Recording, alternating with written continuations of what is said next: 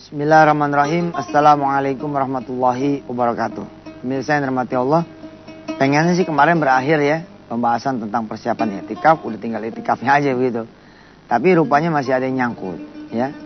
Kemarin kita bahas tentang soal rizki ya. Soal rizki ya, berpengaruh nanti, rizki itu berpengaruh pada posisi ketenangan saudara di dalam melaksanakan ibadah i'tikaf, menjemput malam-malam Lailatul Qadar. Saya menjanjikan kepada diri saya dan kepada saudara semua tips bagaimana saudara bisa menyisihkan waktu untuk i'tikaf. Kemarin saya ingat menjelang akhir saya bicara ada tukang kue gitu. Gimana? Sementara dia harus memenuhi kebutuhan pelanggan. Kan itu juga ibadah. Kalau niat nawaitunya ibadah karena Allah, gimana? Sesungguhnya sih begini ya. Kalau nggak mentingin Lailatul Qadar, nggak pernah mentingin, nggak penting-penting jadinya. Sesungguhnya yang perlu dipatokin itu dulu. Kalau saudara misalkan kerja malam, terus nggak pernah bisa keluar dari pekerjaan saudara gitu ya. Sebenarnya jadi saudara nggak pernah bisa i'tikaf di masjid kalau begitu mah. Harusnya gimana? Ya kan namanya orang kerja kan ada hak cuti. Cuti aja begitu kira-kira. Kalau emang nggak bisa, yang penting ada niat. Ya, yang penting ada niat. Ada satu upaya buat saudara semua, dari saudara semua yang Allah lihat bahwa saudara ini sungguh-sungguh pengen dapetin Lailatul Qadar, pengen i'tikaf itu. Tapi bila mana saudara kayak tadi tukang kue, kan tukang kue sebenarnya bisa ngupain anak-anak SMP, SMA kan? Kasih aturan mainnya seperti apa, jam 5 pergi deh berangkat ke masjid. Dari mulai buka puasa terus sampai subuh balik lagi. Kontrol datu dagangan, kira-kira begitu. Tips berikutnya adalah kalau nggak bisa juga gitu, kayak seorang satpam misalnya tidak bisa, maka hadirkanlah hati ketika saudara ada di malam-malam i'tikaf itu. Nggak apa-apa saudara i'tikaf di tempat pekerjaan. Ustadz boleh tuh, bukannya i'tikaf syaratnya adalah nggak boleh ngomong. Ya beginilah, Allah kan menghendaki kemudahan toh, nggak menghendaki juga kesukaran. Bila mana saudara hajar badai, hajar ombak, sementara begitu masuk lagi kata bos, ente nggak usah masuk lagi, nangis ente entah. Ya, jadi gimana? Hadirkan hati. Sepir taksi, ya, udah nggak apa-apa terus jalan dah, i'tikaf di dalam mobil. Nanti perbaharui terus tuh niatnya, nawaitul i'tikaf ya Allah, bukan fi ajal masjid tapi fi hadhihi sayyarah. Saya niat i'tikaf di mobil saya ini. Entar begitu ada penumpang batalin i'tikafnya, terusin lagi, begitu. Ini sebenarnya sih toleransi ya, maksudnya meringankan teman-teman yang pada pengen i'tikaf tapi nggak bisa i'tikaf. Yang penting maksud saya itu ya, jangan sampai kita lost gitu. Udah mah nggak bisa, nggak ada upaya lagi. Sudah tidak bisa, tidak ada upaya. Ini yang bahaya. Jangan sampai Allah melihat tuh kita nggak ada niat gitu buat mengambil malam-malam Lailatul Qadar. Baik, di segmen yang di episode terakhir tentang i'tikaf, ya persiapan i'tikaf, saya ingin mengajak saudara melihat ayat sebelumnya di surah sebelumnya, yakni surah Al-Alaq. Secara lengkap saya bacakan untuk saudara semua. Kita bahasnya nanti di segmen yang berikut ya. A'udzu billahi minasy syaithanir rajim. Bismillahirrahmanirrahim. Iqra' bismi rabbikal ladzi khalaq. Khalaqal insana min 'alaq. Iqra' wa rabbukal akramul ladzi 'allama bil qalam. 'Allamal insana ma lam ya'lam. 5 ayat ini adalah 5 ayat pertama yang turun buat kita dari Allah SWT lewat perantara Jibril alaihissalam. Turunnya di Gua Hira. 5 ayat ini menjadi cerminan bahwa Islam adalah agama yang mengajarkan tentang ilmu pengetahuan, tentang berusaha, bekerja, berikhtiar, dan agama yang mementingkan juga persoalan hubungan antara Allah dengan hamba dengan Allah, dan hamba dengan hamba yang lain, hamba dengan alam.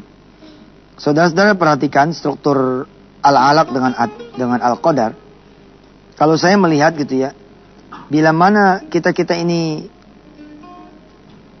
mengetahui bahwa ada hubungan antara surah Al-Alaq dengan Al-Qadar, kita akan menjaga dinamika kita punya hidup di 11 bulan sebelumnya, nanti pengaruhnya kepada Lailatul Qadar. Terus bagaimana dengan orang-orang yang baru nge-track nih di Lailatul Qadar? Artinya dia baru di bulan puasa inilah dia bertobat, dia kemudian minta ampun, dia memperbaiki diri, dia beribadah. Insya Allah sih karunia milik Allah. Tapi ini pelajaran buat kita semua di hari-hari yang mendatang. Hendaknya 11 bulan kita seperti surah Al-Alaq ini. Kita jaga hubungan kita dengan Allah, kita jaga hubungan kita dengan manusia. Kalla innal insana layatgha. Sesungguhnya manusia itu benar-benar melampaui batas. Ar-ra'ahu istaghna. Merasa dirinya itu serba cukup. Susah loh kalau Al-Alaq ini tidak kita jalankan. Kita agak susah nih dapat Lailatul Qadar. Kayak saudara hidup berlebihan. Di mana nih nulisnya, udah habis nih pemirsa. Oh, yang kosong mana nih? Ini ya. Kalla innal insana layatgha. Saudara, untuk menemui Allah Subhanahu wa taala, untuk menemui malaikatnya juga, itu kan harus suci ya keadaannya ya, bersih gitu.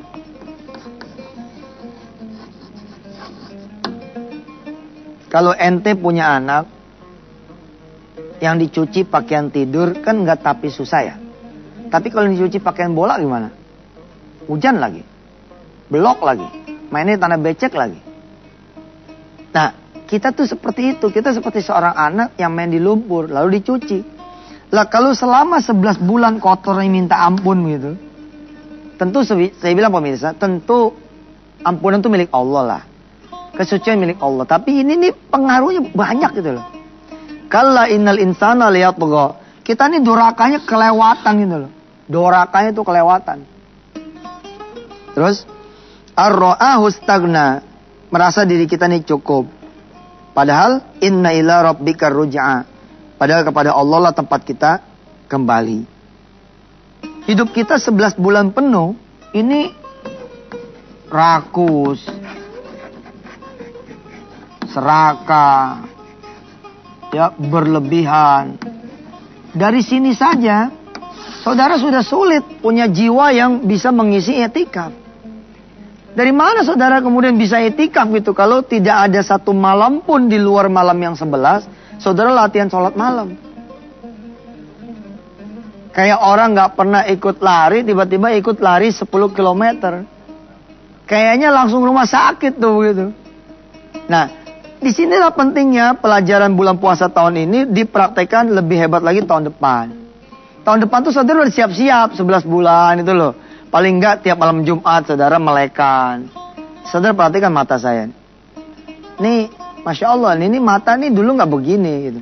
Ya, matanya saya hitam nih ya. Hitam nih. Apa? Ini bukan karena mabuk nih pemirsa.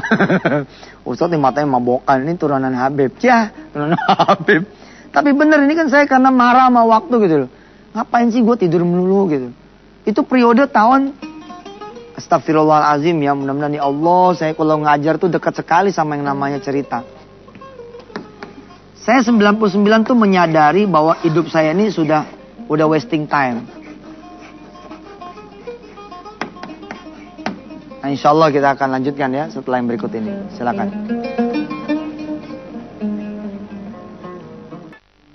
Ya, kembali lagi bersama saya pemirsa. Mohon ampunlah saya kepada Allah dan saya minta maaf kepada saudara semua. Dalam cerita ini mudah-mudahan terselip uswatun hasanah dan pengajaran buat saudara-saudara semua, juga saya pribadi. Tahun 99 saya menyadari gitu loh, betapa hidup saya ini sudah buang-buang waktu. Sehingga saya mikir gini ya, ngapain gitu tidur lama-lama tuh ngapain gitu. Nah ini mata nih oleh-oleh latihan gitu ya. Nggak enak sih saya ngomongnya ya, tapi susah juga, ngomong aja deh. Berapa tahun gitu kita kemudian mencoba melekan. Melekan ini ilmu orang kaya loh saudara. Oh saudara ini orang susah ya. Coba saudara melekan. mujahadah gitu loh. Orang lain tidur, saudara bangun jam 2. Didor aja terus sampai subuh gitu.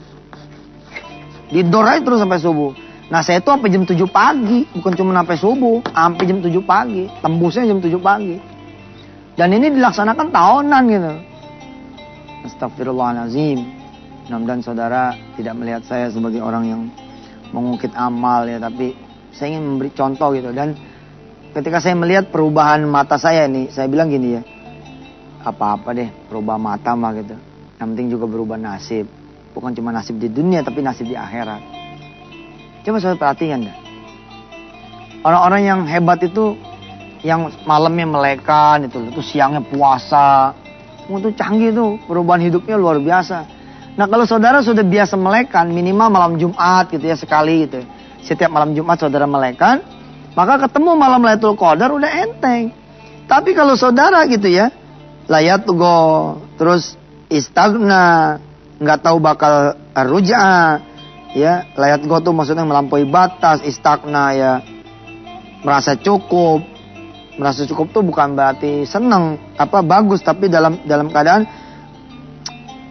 sombong gitu, serba merasanya udah serba ada gitu. Ya. Nah, kalau saudara kemudian tidak melaksanakan ayat di dalam surah Al-Alaq ini, maka sulit buat ketemu yang namanya malam Lailatul Qadar. Ditutup dengan ayat kalla la tuti'hu wasjud waqtarib. Jadi ini ayat sejadah. Jadi kalau ketemu imam baca ini, biasanya langsung sujud tilawah. Jadi nggak pakai ruku tuh. Kalau ketemu gini ya. Misalkan imam salat subuh nih baca ini. Sanad'u zabaniyata kalla la tuti'hu wasjud waqtarib. Itu nggak ada ruku. Dia langsung sujud tuh. Allahu Akbar. Nah, yang biasanya nggak ke masjid, biasanya suka pada keder tuh. Ya, yang baru-baru ke masjid datangnya Jumat misalkan. Kan kalau hari Jumat biasanya suka baca ayat-ayat sejadah. Nah, itu suka pada lapor ke bininya. Oh gila tuh masjid di sono mah. Masa sholat subuh 3 rakaat? Kata bini bukan masjid yang gila bang, abang baru sholat subuh. Itu bukan tambah rakaat, itu sujud tilawah namanya. Nah, ada wasjud waqtarib. Wasjud waqtarib ini adalah modal dasar ya supaya saudara sebenarnya bisa mendapatkan Lailatul Qadar, bisa i'tikaf. Kalau saudara tidak wasjud waqtarib, tidak mau sujud dan tidak mau mendekatkan diri kepada Allah, susah buat mendapatkan i'tikaf ini. Dan saya ingetin pemirsa, ajang i'tikaf juga jangan bawa bebek. Jangan bawa iPad, jangan bawa handphone, percuma juga. Ya, jangan dihidupin lah. Kalau takutnya ada yang memang penting, oke lah, tapi matiin dulu, ntar hidupinnya subuh. Toh orang tahu kan, kalau ente pamit kan orang tahu dong. Kalau ada apa-apa di rumah kan bisa nyusulin ente ke masjid, kira-kira begitu. Ya silakan yang mau lewat-lewat dulu.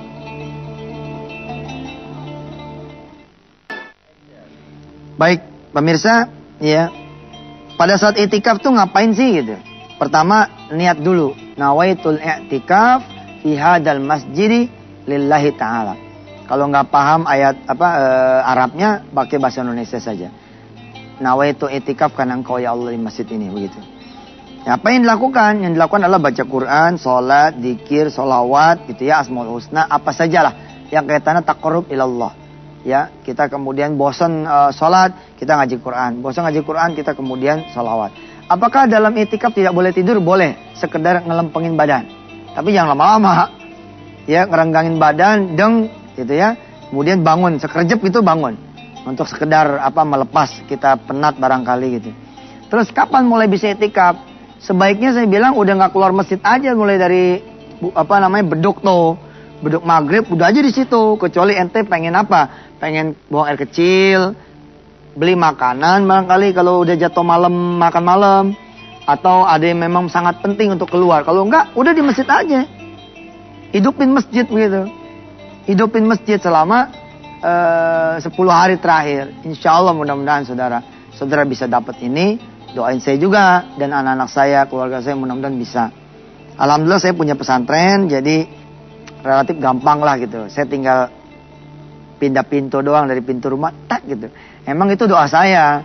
Saudara bisa kok doa begitu. Doanya gampang kok. Ya Allah, saya pengen rumah dekat masjid. Nah begitu. Insya Allah dapat saudara. Insya Allah dapat. Insya Allah dapat. Tapi Rasulullah bilang, sebaik-baik rumah adalah rumah yang jauh dari masjid. Iya, tapi dia ke masjid. Nah sejelek-jelek rumah apa? Rumah yang depannya masjid, tapi dia tidak pernah ke masjid. Masya Allah, innalillah. Sebagai penutup, kita punya kajian persiapan etikaf. Kita baca lagi suratul Alaq dan suratul Qadar. Silakan pemirsa menyimak bacaan ini. Mudah-mudahan Allah merahmati kita semua. Bismillahirrahmanirrahim.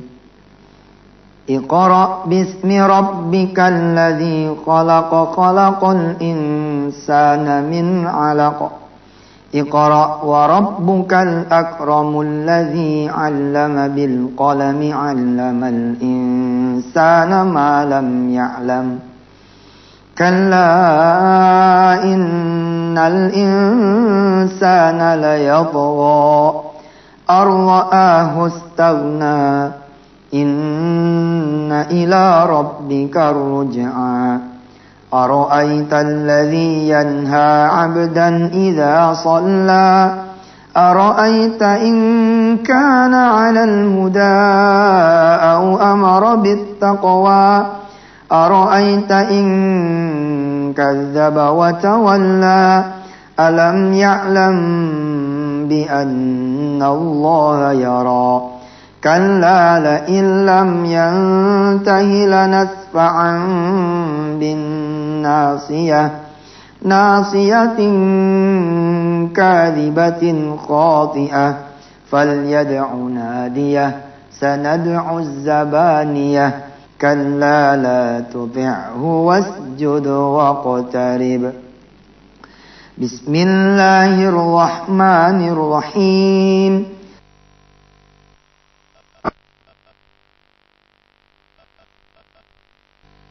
Lailatul Qadr.